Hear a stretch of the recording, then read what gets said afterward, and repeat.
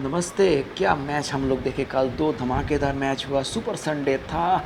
एक तो चेन्नई और बेंगलोर के बीच जो आफ्टरनून मैच था, दोपहर का मैच था, बहुत काफ़ी तेज़ धूप में मुंबई में खेला गया। उसके बाद जो फ्लड लाइट वाला मैच, इवनिंग वाला मैच दिल्ली और सनराइजर्स के बीच, जो कि सुपर ओवर में फाइनली ये मैच डिसाइड हुआ। तो जो पहला मैच था चेन्नई और बेंगलुरु, उसके बारे में बात कर लेते हैं। धोनी ने बहुत अच्छी तरह से विकेट जज करके टॉस जीतकर पहले बैटिंग की। हालांकि वानखेड़े में ज़्यादातर कैप्टन्स ने चेस करना पसंद करता है, छोटा ग्राउंड है, ड्यूज होता है, लेकिन इस बार तो ड्यू का कोई बात ही नहीं है। और उनका जो मैच था वो तो आफ्टरनून दोपहर का मैच था, तो धोनी का यही मानना था कि विकेट बाद में स्लो होता जाएगा, और वही हुआ इस मैच में। चेन्नई ने बहुत अच्छी स्टार्ट की। गायकवाड़ और डुप्लेसी ने बहुत अच्छी स्ट्रोक्स लगा रहे थे ऊपर में, पावर पे में अच्छे रन बनाए और 80 और रन का पार्टनरशिप भी। उसके बाद गायकवाड़ 33 रन बनाकर आउट हुए। डुप्लेसी ने बहुत ज़बरदस्त 50 रन बनाए। दोनों ही बहुत तगड़े शॉट्स लगाए, बहुत ही देखने लायक शॉट्स भी लगाए थे। जैसे गायकवाड़ ने जो कवर ड्राइव लगा रहे थे, बहुत ही सुंदर लग रहे थे। तो ये उन लोगों के पार्टनरशिप के बाद छोटा छोटा इनिंग्स आए। रायना का 24 और 14 बॉल्स, रायना और रायडू का छोटा सा इनिंग्स था 7 बॉल्स में 14 रन। और लास्ट में जडेजा बैटिंग कर रहे थे धोनी के साथ। थोड़ा सा जडेजा का भी टाइम लगा इस विकेट के साथ अपना पूरा फ्लो मोमेंटम में आने में। लेकिन जब लास्ट ओवर शुरुआत हो रहे थे तब चेन्नई का स्कोर था 154 रन 4 विकेट पर। तो मे बी ऐसे लग रहा था कि 170 तक पहुंचेगा ज़्यादा से ज़्यादा, और वही टारगेट होगा आरसीबी के लिए, लेकिन वो नहीं हुआ। जडेजा ने जिस तरह से पिटाई की हर्षल पटेल को, जिसको कि किसी भी बैट्समैन ने मार नहीं पाए स्लॉग ओवर्स में आज अभी तक इस आईपीएल में, वो देखने लायक था। जिस तरह से जडेजा ने उसको पूरा छक्के के बाद छक्के उन्होंने छुड़ा दिए, उसका पूरा लंबे लंबे शॉट्स लगा रहे थे लॉन्ग ऑन के ऊपर से उनका ऑन साइड पर। पहले 4 बॉल में छक्के, एक में एक नो बॉल था जो कि वेस्ट हाई के ऊपर था। उसके बाद 2 रन, फिर छक्के और फिर लास्ट में चौके। तो 37 रन, ठीक है, 37 रन उस एक ओवर में आए। हर्षल पटेल जो कि 3 विकेट लिए थे, 14 रन देकर उसके पहले 3 ओवर में, उस एक ही ओवर में 37 रन देकर 4 ओवर में 51 रन दे दिए, और उसका 3 विकेट वाला कि हालांकि उन्होंने बहुत अच्छी बॉलिंग की उसके पहले, जबकि उन्होंने ब्रेक थ्रू लगाए थे और आरसीबी को थोड़ा सा मैच में वापस लाए थे जब ओपनर्स ने अच्छा खेल रहे थे चेन्नई के लिए। लेकिन उसके बाद ये फाइनल ओवर में पूरी तरह से जडेजा जिस तरह से एक तरह से पूरा उड़ा दिया उसको, पूरा एक सुनामी सा आ गया और पूरा आरसीबी का मैच के ऊपर पूरा ग्रिप उड़ गया। उसके वही एक ओवर था ये मैच को पूरा एक तरह से तैयार कर दिया, मैच का जो क्या रिजल्ट होने वाला है।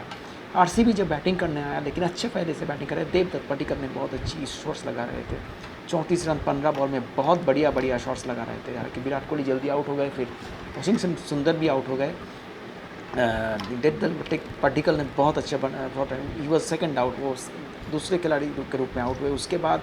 उसके बाद आज रविंद्र जडेजा फिर बॉलिंग के साथ अपने बॉलिंग का जलवा दिखाया। उन्होंने पहले वॉशिंगटन सुंदर को आउट किया, उसके बाद ग्लेन मैक्सवेल को एक सीधा बॉल पे आउट किया जब मैक्सवेल अक्रॉस द लाइन खेले। और उसके बाद लास्ट में एबी डिविलियर्स ने ड्राइव मारने गया था एक बॉल जो कि थोड़ा सा फ्लाइटेड था, और बॉल पिच होकर पूरा स्पिन होकर बाहर की तरफ निकला, मिडिल स्टंप में जाकर लगा। एक बहुत ही बढ़िया विकेट। एबी डिविलियर्स 4 रन बनाए, मैक्सवेल 22 रन बनाया। एबी डिविलियर्स का आउट होने के साथ ही मैच लगभग ख़त्म ही हो गया था। उसके बाद तो सिर्फ आरसीबी जो भी रन बनाए वो सिर्फ अपना डिफीट जो है उसका थोड़ा सा मार्जिन थोड़ा सा कम करने के लिए। तो 69 रन 69 रन में से आरसीबी ये मैच हार गए। बहुत ही उनका नेट रन पर बहुत ही भारी असर पड़ेगा इस हार के बाद। हालांकि उन्होंने इनके पहले 4 मैच में जीतने के बाद ये पहली मैच उन्होंने हारे हैं। तो पॉइंट के हिसाब से अभी भी वो टॉप 4 में ही आराम से है। तो हालांकि उसका ये हार बहुत ज़्यादा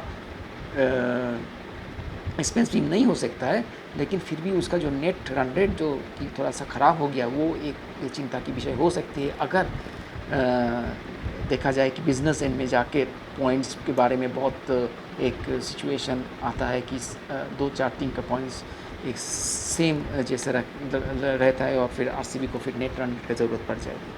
तो यही एक आरसीबी का बहुत ही, लेकिन हार तो बहुत बुरी तरह से हार हुआ है आरसीबी का, बहुत ही बुरी तरह से हार हुआ था। जो मोमेंटम लेकर वो लोग जा रहे थे पिछले 4 मैच में, वो मोमेंटम थोड़ा सा ख़राब ज़रूर होगा। चेन्नई तो टेबल टॉपर हो गए। दूसरा मैच जो हुआ था सनराइज़र्स और दिल्ली का बीच, बहुत ही एक ज़बरदस्त मैच हुआ, एक थ्रिलर था जो कि सुपर ओवर में जाकर डिसाइड हुआ। दिल्ली ने टॉस जीत कर पहले बैटिंग की और पृथ्वी शॉ जिस तरह से बैटिंग कर रहे थे, लग रहे थे कि वो बिल्कुल एक दूसरा पिच पर खेल रहे हैं, एक बहुत ही आराम से शॉट लगा रहे थे, खास करके ऑफ साइड में। जो 53 रन बनाए उन्होंने। दूसरी तरफ धवन ने अच्छे खेले, 26 रन बनाए, लेकिन उसके बाद वो आउट हो गए। ऋषभ पंत आए, जबकि राशिद खान ने बॉलिंग कर रहे थे। ऋषभ पंत आए इसी के लिए कि लेफ़्ट राइट कॉम्बिनेशन होगा और बॉलर्स का कुछ तकलीफ़ें होगी अपना लाइन को बार बार एडजस्ट करने में, तो इसीलिए ऋषभ पंत ने स्मिथ की जगह पहले ही आ गया नंबर 3 पर। और उनका और पृथ्वी शॉ का एक मिसअंडरस्टैंडिंग में, हालांकि ऋषभ पंत ने एक शॉट खेला था जो उनको समझ में नहीं आया था कि बॉल कहाँ गया। तो इस बीच पृथ्वी शॉ ने पूरा आधा पिच आ गए थे, फिर वो वापस नहीं जा सके। जब बॉल नॉन स्ट्राइकर में गए तो वो रन आउट हो गए, लेकिन 53 रन बनाए, बहुत ही अच्छी बारी खेली। उसके बाद स्टीव स्मिथ आया, लेकिन वो अपने बिलेह में बिल्कुल नहीं नज़र आए, बिल्कुल बहुत ही स्ट्रगल कर रहे थे शॉट लगाने में। उनका सारे शॉट्स बैट के एज से लगकर 4 हो रहा था। उन्होंने 34 रन बनाए, लेकिन लास्ट में एक बहुत ही ज़बरदस्त छक्का मारे, लास्ट पेनल्टीमेट बॉल, जो कि 19.5 ओवर लास्ट बॉल में, लास्ट बॉल के पहले एक बहुत ज़बरदस्त छक्का मारे थे स्टीव स्मिथ, लेकिन उसके आगे बिल्कुल वो स्ट्रगल कर रहे थे। ऋषभ पंत ने अच्छी 37 रन की बारी खेली और दिल्ली ने 159 रन बनाए, जो कि बहुत ही एक स्कोर जो है, जो कि अच्छी स्कोर कहा जा सकता है चेन्नई के पिच पर। लेकिन जॉनी बेस्टो जिस तरह से स्टार्ट किया सनराइज़र के नीचे, लग रहा था कि वो अकेला ही मैच जिता देगा।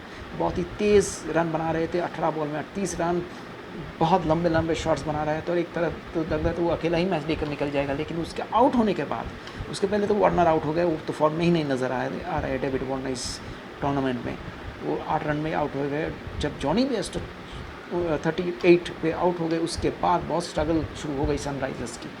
केन विलियम्स था, हालांकि थे, उन्होंने बहुत ही अच्छे टेम्परामेंट दिखाए, बहुत अच्छी टेक्निक, टेम्परामेंट, अपना फाइटिंग क्वालिटीज़ दिखाए और लंबे टाइम तक विकेट पर रहे और बहुत अच्छी शॉट्स लगा रहे थे। और स्ट्राइक्स रोटेट भी कर रहे थे, लूज बॉल पर शॉट्स लगा रहे थे। एक तरह से मिडिल ऑर्डर को वो अकेला ही खींच कर आके ले जा रहा था, जबकि मिडिल ऑर्डर में एक के बाद विकेट गिर रहा था, कोई भी बैट्समैन डबल डिजिट पहुंच नहीं पाया मिडिल ऑर्डर में। फिर से सनराइजर का मिडिल ऑर्डर में बहुत ही दिक्कतें अभी भी पैदा हो रही है।